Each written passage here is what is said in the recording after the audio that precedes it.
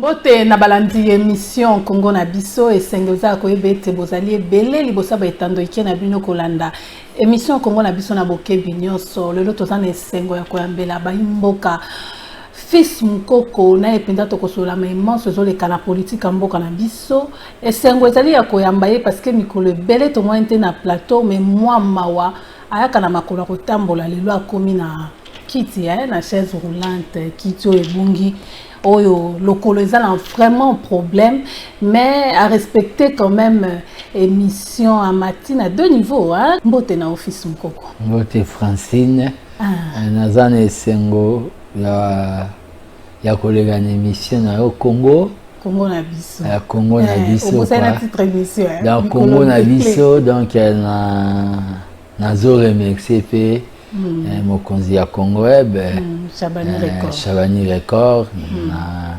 espace bo accordé nga pona solo la na ba Congomani tout le belana nous maetali est lilo est bitumbezo silate butu moi batu bazo sala be critique mais solution nini il faut topé satan na bakonzi na biso pona to mekampe kosisa bitumba est to ebete mokonza mboka prometaka biso albaki eta kosala tout na mandat na ye pour asisa bitumba ya est ouais d'abord pona makambo ezoleka na est nazo partager pasi ya bandeko na biso ya Grand Kivu oyo baza victime na violence ya ba jaloux la République démocratique du Congo par rapport na richesse nango pe par rapport dans na kitao nzamba pesa bango. Là je vois la République du Rwanda et la République hypocrite ya Uganda. Donc nazo partager na bango ba veuve na ba orphelin ya ba biloko ezo salama pour na ba coltan na biso. Je dois vous dire que cette guerre est la guerre ya ba minéraux. Soki mboka na biso ya laki o babengi mabele mikauka sans richesse bainga ba kipete. Le Congo c'est la plus belle femme d'Afrique dont tous les hommes balinga ba violer.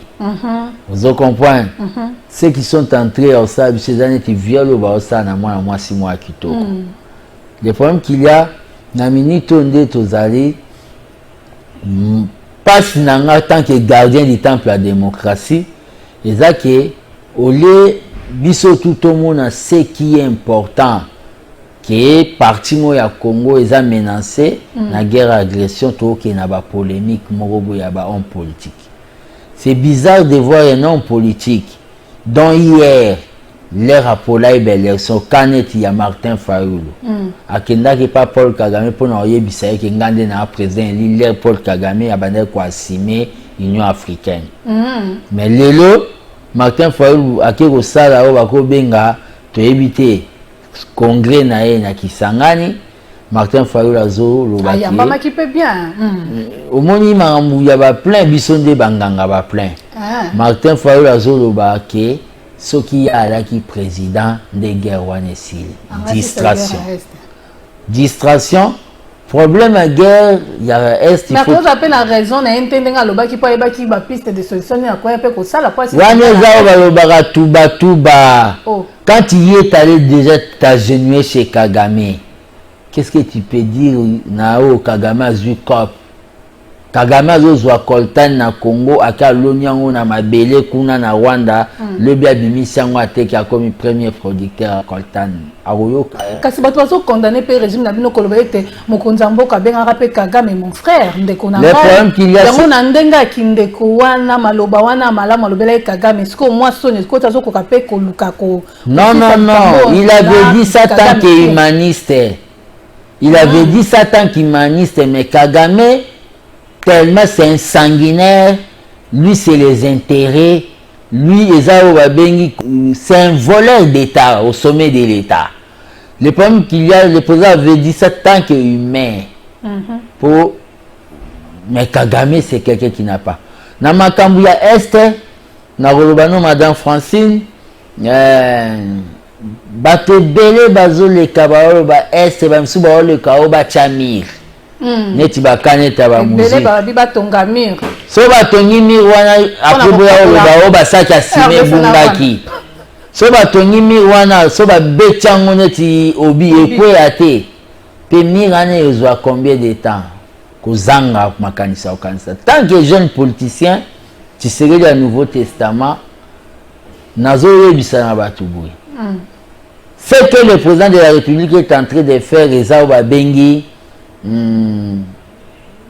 qui veut la paix prépare la guerre, c'est-à-dire on prépare une guerre na makelele te Wanda bokomona RDC lo makasi non Fati c'est un homme de douceur qui veut la paix prépare la guerre azosa la diplomatie explicative na niveau ya monde oyo kola ki salaire ni qui sont les ennemis du Congo 10 pays au bandima qui tous en embargo en tête na bango France, c'est-à-dire bango nde babi ke tozala na makile tangaka ekoma o babi binemi ya Congo binemi ya Congo donc makile tangaka ekoma o babi l'océan du sang ba États-Unis banini le président de la République na diplomatie explicative azo sala et révessé peut pointer du doigt au babengi Rwanda qui ba pays agresseur na ngonga na opé sa proposition boy guerre wana eza guerre à minéraux fait que notre gouvernement doit faire une campagne auprès des sociétés civiles d'Afrique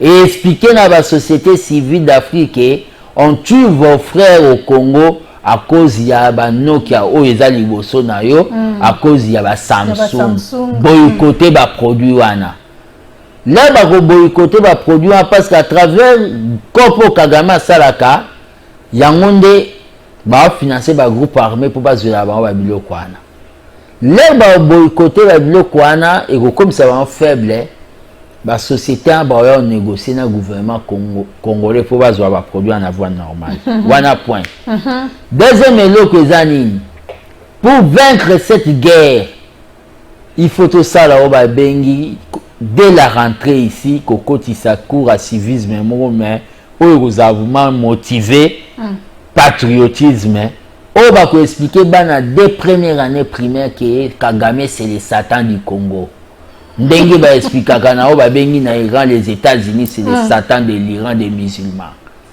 leur moi nazo tanga ngo leur koma na ba humanité pe il faut ba kotisa o ba budgétiser o ba bengi après les humanités c'est les services militaires mutu déjà dès première année soka za dana idée wana kembisa ba l'esprit ba kembisa parce que armée za morale voilà et le kwana on a lebi yami ba l'épée et le comme c'est très important nous sommes dans un état de guerre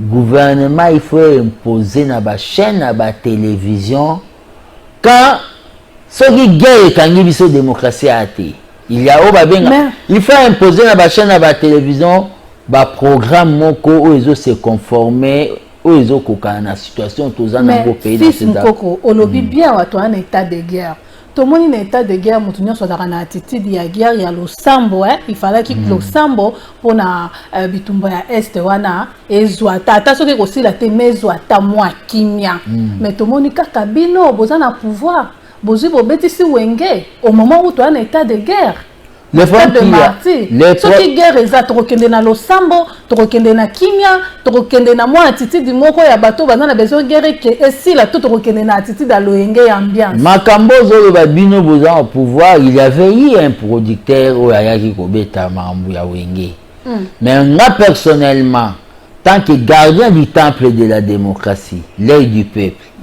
nalobaki nini toza na ta makambo wana te mais quand j'ai entendu l'explication ya ba leader les anges adorables ya wenge balobi ke bazobeta ezao babengi conseil de réconciliation et de soutien à FARDC qui est pourcentage kopesama surtout na cadre là j'ai accepté il y a des images où j'avais dit eza distraction pesama ki pe j'avais vu ça dans l'une des chaînes de la place na rosa publicité na bangote mais par rapport à makambo na zolo bezanini on doit changer la ligne éditoriale, il y a la chaîne de télévision et radio, il y a RDC.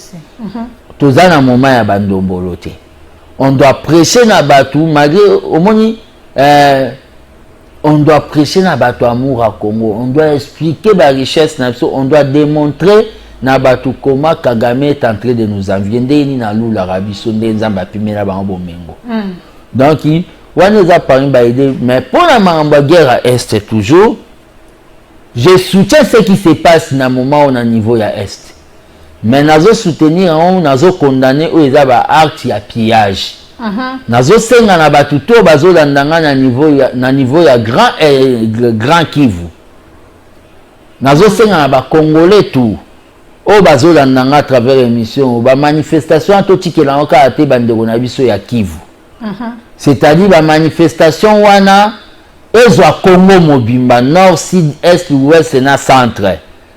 La manifestation wana dans la non violence, c'est-à-dire dans la non violence MONUSCO il fait kende. Madame Francine, MONUSCO il fait kende parce que MONUSCO et bimi le col la docteur Mobo a soigné Madame Francine na paracétamol à zobikate apesi qui sa corona zobikate. MONUSCO il faut kende. Est-ce qu'il faut peuple à son charger nango pour le tout le monde kuna na Goma bande kuna biso ba congolais ba juba masasi pour nani pour na kopekisa kaka MONUSCO et ça rôle na biso peuple. Le peuple est souverain, le peuple est la plus grande institution, à ça même Nicolas président de la République. Le peuple on a yon asiko akena kokufa. Vous savez, c'est une bataille. Et ça bataille, c'est-à-dire ces gens-là au bakufi baza au babengi ba héros. Vous savez, ce pays ne se libérera pas sur tozo kansara qui na kokufa. Timwa kwa kozwa son esclavagisme. MONUSCO doit partir. Avec le cas le médecin a traité na paracétamol au bikate. Après ce qui ici, il y a coronavirus au bikate. Nous sommes obligés à ce moment, ils appellent parole la mobilisation dans le Wanabatu. Nous sommes obligés à ce moment, il y a aucun data na qui c'est Bokoko. Peuple n'aime pas tara MONUSCO wana. Est-ce que peuple n'aime pas tara MONUSCO wana? C'est gouvernement. C'est une manière. Le peuple demande toujours à un gouvernement à travers la rue. Le peuple, c'est la plus grande institution qu'on quand même parler du peuple. Le problème est dans la minute où médecin MONUSCO a coquité. Nous sommes obligés à aucun data à qui c'est beaucoup qu'on a la Russie. Manifestation, il y a que MONUSCO est cueilli. Je demande au peuple congolais. Il y a une manifestation pacifique, il y a non-violence que le gouvernement a tourné le Guinée pas Poutine.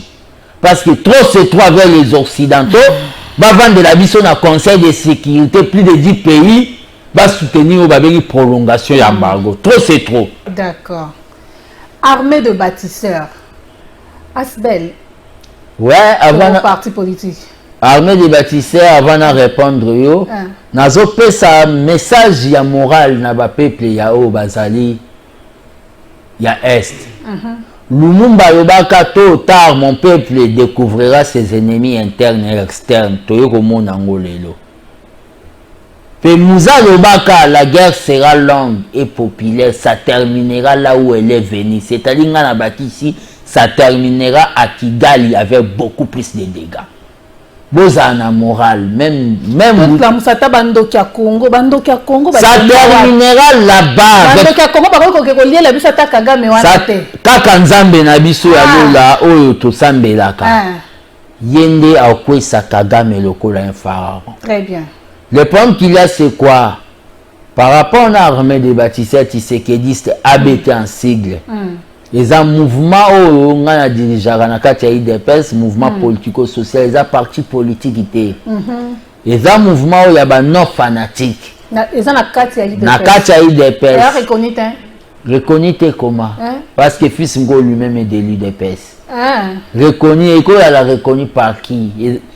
Ndeti mutuloko Kabuya ayebi nangote. Non. Kabuya. Armée des bâtisseurs tisékédistes et ça na kati ya IDPS Kabuya reconnaître angote. Non, le problème qu'il y a, l'IDPS n'est pas une personne de Kabuya. Armée des il est le secrétaire. Il connaît bien l'armée des bâtisseurs tisékédistes. Il connaît bien l'armée des bâtisseurs. On a un peu de problèmes dans la famille UDPS. Il y a un peu de problèmes dans la famille UDPS, mais je dois vous assurer, madame, que l'armée des bâtisseurs tisékédistes, est bien implanté na Congo, ils ont un représentant même na Libanda ya Mboka, sans financement, il y a un ministre, un honorable. Toboya kango pona nini, la main qui donne, c'est la main qui domine. On est à parenthèse. Donc par rapport à l'armée des bâtisseurs tissérédistes, c'est une association qui a toujours travaillé de manière rationnelle pour toi arriver à repérer ça au Fati. Armée des bâtisseurs tissérédistes, le président a 4 mais il y a mon président national, il y a armée des bâtisseurs wana. Basi babengana on a IDPS tango président Jean-Marc Kabunda Zalaka CG asa kata kayo makoya de cela 3 ans au kota kata na IDPS wana te ndeko kabuya pe lelo aye oza kutata le bienvenu na kata IDPS au kota rakutu te mais siko comment on travaille avec yo armée des bâtisseurs na yo tissérédiste ozo travailler ndeni na IDPS au moment où au kota rakuna te. L'IDPS c'est quoi? L'IDPS c'est la permanence délimitée. L'IDPS c'est une machine où ils ont à Goma, ils ont à Kasumbale, ils ont à Louoz, Nachela, ils ont partout dans le Congo. Il y a bateau. Non, ça c'est non. Malgré c'était un peu tard quand j'ai fait l'accident, Kabouya ne m'avait pas assisté. Pourquoi il m'avait assisté? Assister quand le roi de côté. Non, madame. Mais c'est mon frère. Madame, on se connaît. Parce que je suis quelqu'un dans cette machine. Je suis le gardien du temple. Il y a eu des problèmes d'intolérance, c'est pas Mouto à Keiwana. Ou à Mimonaki Hitler, le messie de Kingabwa. Non, fonctionnement na hôtel. Non, écoutez-moi, laissez-moi. Non. Kabunda avait peur de quelque chose. Je dois vous le dire. C'est quoi la chose? Fati va faire des mandats. Kabunda rêvait qu'après Fati, il y a une Rosara. Aloba Congo wapi. Mais le lobby mission on a poissonné. Na ba vitesse. Le Kabunda viak même takita bokonzi aya ndeko fait seketi. Ayokela on mutema mabe Kabunda za mutaketo. Ye mutabunda bobundi. Tika koloba ye. Ozwi kita bokonzi ya sepe. Madame Francine tika koloba ye victoire ya Fati. Victoire ya Fati eza dédié na ba parlementaire debout eza dédié na ba combattant to personnalisé en côté. Qu'est-ce que Kabunda fait? Kabunda dans sa campagne naé. Alinga étouffé na ndenge tout agenda sa campagne na pas bima député un point tribunal na ba sa campagne à Fati eza ba biso nami comme si musicien nami comme si journaliste na tangate musicien na ebo yemba te nami comme si banquier na zo ba $1 pour Fati. Qu'est-ce que Kabunda fait? Tozonga na histoire IDPS okufina nte ozala omona yo mona tele ba oloba ke Fatia bimi yo mona titi da Kabunda kata salte avec une sengote azane sengote non na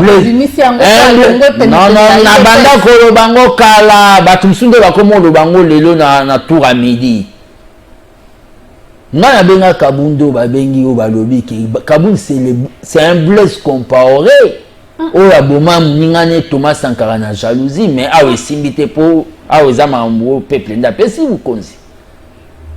Kabunda c'est un Lucifer qui a jalousé Nzambe Naboul qui a comme Nzambe pas. Kabunda bengana kayo. Kabunda bengana na ponani na ye. Non Kabunda maloba a dénoncé. Toyoka maloba wana ba opposant bazalaka déjà ko. Zela comme na vitesse to tende. Na tikelo Malembe. Kabunda mona qui Fatia obeta deux mandats pour ça déjà assuré. Dans l'IDPS, c'est deuxième confiance dans le Congrès. Qui saute au Tikalinga na moi mobile office mukoko na okokate ponga na liambongo ba carte. Na sala ba combattant mabe. Na écarté na parti pour na tikalanga moko ganka filme. Na ngapele ga écarté nga. Tellement ngape na za ba bengi enfant donc politique il y a fils politique il y a Tshisekedi le père. Voilà. Na fc zelanga pe nazaka koto otalo kotaka na porte obima na fenêtre lelo Kabunda bimi na fenêtre te na peme na banda ke mozole kolele pa Tshisekedi le père tandenga bali ba komisanga fazer OK yo tikela biso ba benga héritage na biso ya IDPS na suka pe lelo azwa mvutuma ye wana za libanda Mais faut zonga. Makambo siko ezezanini. L'IDPS c'est un état d'esprit. Je suis dans l'IDPS, muta olongola na IDPS nano abotamate. Pe muta akokaki kolongola na IDPS asakufa. Je suis dans l'IDPS parce que j'ai donné talanga côté IDPS na 15 ans Léona Amandé Fapembe. Dans Zambia kana kata IDPS. Na mona bato ebele nde bakota IDPS. Mais ni yo se retrouver te na IDPS en office mukoko. Na yeba kata ngala so yambo na début obino bo utipenda kozwa moi bokonzi tant bozwi bokonzi. Fils mukoko zo ya na Congo et puis mais mutuka na ya sachet mutuka ya sika ozo sentir que costume ya mafuta na lobby en tout cas openda goût ya pouvoir. Mais na moi minute moke fils mukoko so se retrouver sous te na pouvoir na bino. Okenda ki président ça ba pesa ki au moins bureau. Lelo oza lisusu na ebonga te na présidence. C'est un problème nini? Francine mon le ozo ba mamune tike ko se retrouver te. Les âmes te mamabe à président. Le président ne peut pas faire tout avec tous les 11 maillots. Président pesaka Kabund o balobi 70% ya ba combattant. OK. Kabunda moneya ngo ateka yango. Abeti kalki ke so na tindi fils mukoko na recommandé à cause de force financière. Kasaba kibino ba combattant bolekisa 37 ya kote mananzelo lebo kene kotanga. Ya ma moya pesa bino misale za wana babiloba loba na ye. Ozo comprendre? Wana babiloba loba na ye babiloba lobo batu balinga ke IDPS esala o babengi émission télévisée ya kolaki saka ba diplôme ba combattant na o mona teke na politique ya la ke ba prévenir yo moko kota na présidence ko sa lokote pongi na pongi kasi babi o moni babilo o moni babilo benga na lokola mbwa o moni babilo ko wana ba bamba ka libanga na manga kotela manga ko télétravailler abengi journaliste ne moko boye o bakangi na photo zo circuler boye ba beti article pour ba mona nini ba bi fils mukoko azana appui à diaspora pour na banda ko vivre moi muke nga na sombe elambaka ba biloko ya ba tenue de faction nde na kosomba nga garde robe na ngeza ba mama ya diaspora ba combattant diaspora on a remercier bango en passant. OK. Pour na le kana TV ba mona ki faut ba la tsanga. Pour kasenga même moi ba mike na banda zo na niveau diaspora ba comment article que fils mko ba nommé chargé logistique na présidence a continué na biwa ba ya boka mela masanga trop alali na mesa na tangu wana facha kocha bete fils mko qu'est-ce qui ne va pas ala mki le président na kokananga musalo yo pesinga na ordinateur te pe mali la split de qui makasi na zonga na sanzete e ba zalo donc pour faire sanzete tala degré à lokuta leba beta omba moko ekoma ya mo tuninde ko mondeno ko sunganga bana bali atalipa non yo ba nomayo ya lai puna o paralyser ngana za misérable wana za parmi ba bali na bango wala ka Kabundu ne mutadaye na kata makambo eza ye na ba fanatique ne ba colite na ye ba biloko ba nani wana bazebele na kata ya IDPS o lelo na olo bana bango le ngana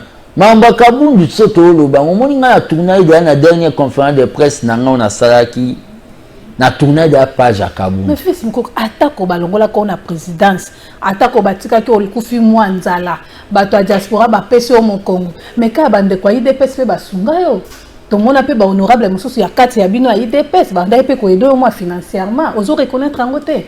Il y a des gens qui na bazali neti ba Rémi Masamba secrétaire général à Bisso, honorable, Paul Chilumbu, Tala, Basungayo, Kotangela ba kombo abatu misusu te wana. Basungayo, toyoka. Kotangela ba kombo tozo loba de likambo zo lingolo bana réa. Tout monde ke bango pe ba edaka yo ton fils mukoko moi difficulté koti ba honorable baba ne Tala. Omoni. Ona yoka ki lisolo. Omoni oyoka ki lisolo na olingande na expliquer batu mambo. Batbazan a respecté parce qu'ils ont été mal éduqués les na ba famille na bango ba même na politique.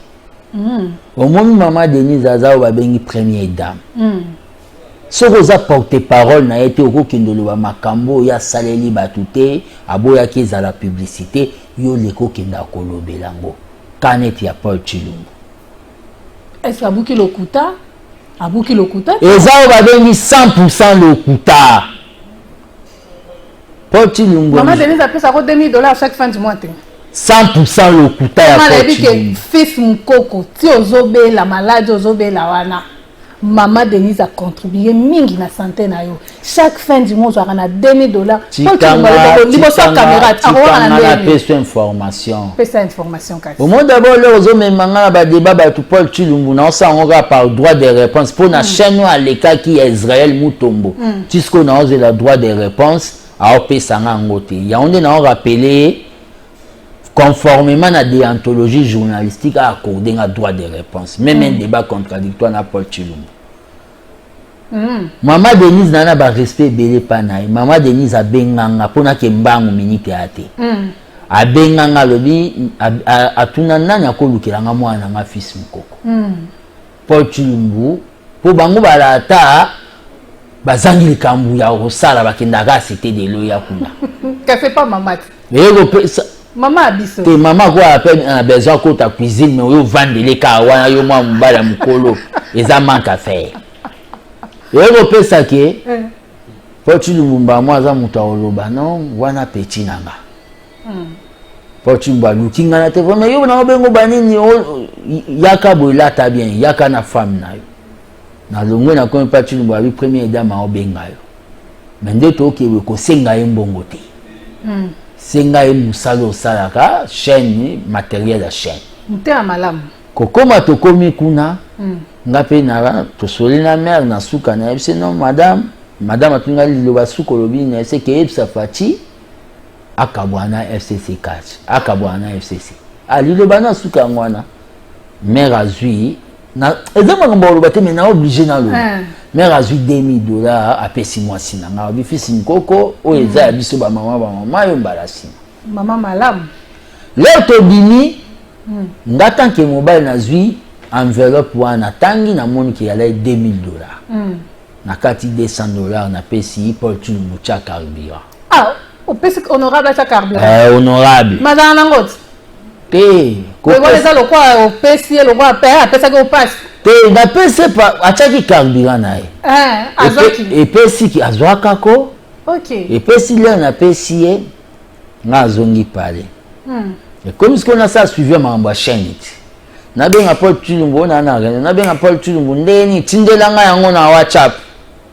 na zona tindeli on a format PDF tellement na sala ba option pédagogique na ko luka spécialiste mon master na mo aza vivant na lukiye asalinga ligne éditoriale ya chaîne ngamo muta ba inspiration na bimisi grille de programme côté matériel na ko luka combattant na biso moko boye Marius que son âme repose en paix asalinga ba matériel pour signaler à la bien na constituer dossier na ABC Paul Chilumbu abina tindele na ninyo kotinda tindele Paul Chilumbu na benga boye pa ayamba te na benga mkomsi Paul Chilumbu abina boni dérangement boye yo asi yo individu maman ko c'est le chaîne azolinga kuta sala chaîne na ye moko Denise Nyakero TV ngambo na bi ngambo tumela sandi mema ngamni yozo ebisanga honorable atika o déranger nga ngape na pema na bi problème ate to kutana kaka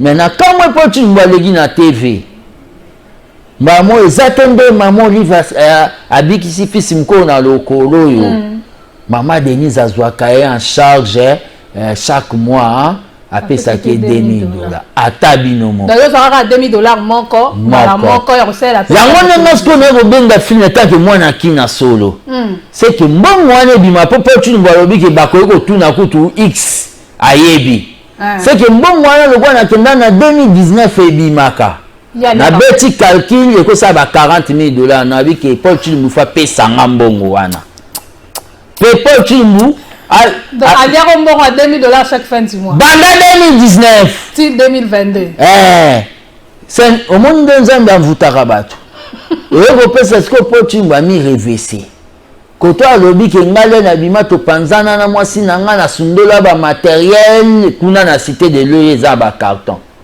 na biloko aye portu balobi bongo ngana na besoin ba matériel wana naza toujours na besoin ça visibilité mais botaka na madame Tilelo tozana madame tanga atalaki émission zo reconnaître makambo wana amona mystique ça c'est quel genre de professeur au moins le kuta bongo nazo douter fort vraiment katangisa bana makambo solo na campus au moins kala madame Francine zela na yebisayo au moins un professeur comme ça le quoi aza professeur na chimie na ba pharmacie aza capable pe na le couteau aza nango akosaba na formule bon tu lumba zo ba vi nange comme des autres kabwana madame so nga na zu caméra na yo comme journaliste d'investigation to kiti na chango na la ki sa vie ya mama bana na ndenga tika ba na chango wana côté na vie privée na ye tella côté na vie privée ebika sa bala na lobi yele la côté na vie privée na ko tulumba za mari tala ngako gardien du temple pe na za na mwasi nanga yele la côté na vie privée na au moins il faut que guerre il faut se préparer na ba armes tout s'attendre yango na zo loba boye ça ne sert à rien aux ni porte-parole. Est-ce que maman Denise Nengazana ndenge maman Olive Suninga boy yuko kenda ke pa maman Olive ndenge nini yozana maman Denise Nyakero kasi batule mama lamu oya sungaka tala lolenga sungaka maman Denise yo beli kime pa maman ba yo omoni batwana neti ba Paul Chulumbu baze belé na cité de Loya musana bango za kovanda ko tonga batu kotela bango ba barrière vous comprenez. Lenga na bukani aza capable même ya okebisa maman Denise ke azoko sana e bani lemsa beta ki bale na ya zwa ki choc. Bazande bongo le kutana bango nazo mikolo mobimba boko mina bakimati vi bongo pona nini. Mais siko bango bakomi ko banga yo ba ebi ete yo penza ko okomi na yo pepper de moro mais olate lamba ya IDP. Tika biloko wana maman Olive Sunginga maman waro. Yoka maman Olive Sunginga ngamo pe kamwisenga. Okay. Eza leçon pe il faut pe service ba. Ba eko sengela yo ba sengela ki ona ndeko na wa Ari Magie. Ouais. Na publier photo, na publier photo. Na kati ya IDP bandeko na misu ba moni ndenge za banini aza l'éliminer na match. Nzambe pa tali komba na ngao na bunda atindi muto nga na kokai kozela te kako edenga mama malamu ndapele na okende na bandaki tension matanga premier jour bazongisa nga na salle d'op na ndima yango te par rapport na pe tambola baloba mais ndeko fils mukoko batu bayebi est-ce que on a penza kinda kwa fils mukoko oyebi nze mo bayembaka ye moko aboma vina non le problème qu'il y a c'est nous avons fait le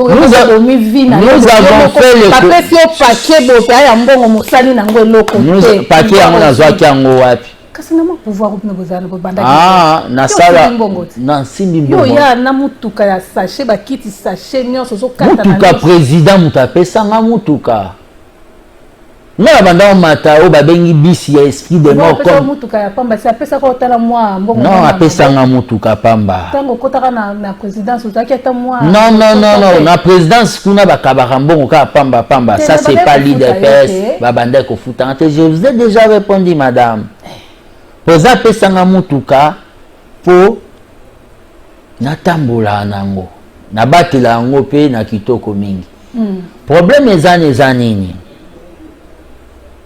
Je ne crois pas que maman Olive a aidé Ngaï. J'étais obligé à remercier même Nzambe na likolo ceux qui n'a yaki na kangi muno na nga sepelati.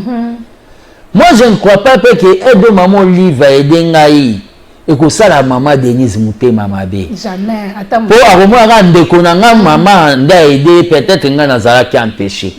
Bisi comme sous pe maman Denise akenda ko sunga ba congolais maman Olive pa kenda pe kunate. Eza leçon to kozwa ke to zaka ba congolais malgré ba couleur politique na biso nyonso. Vous comprenez?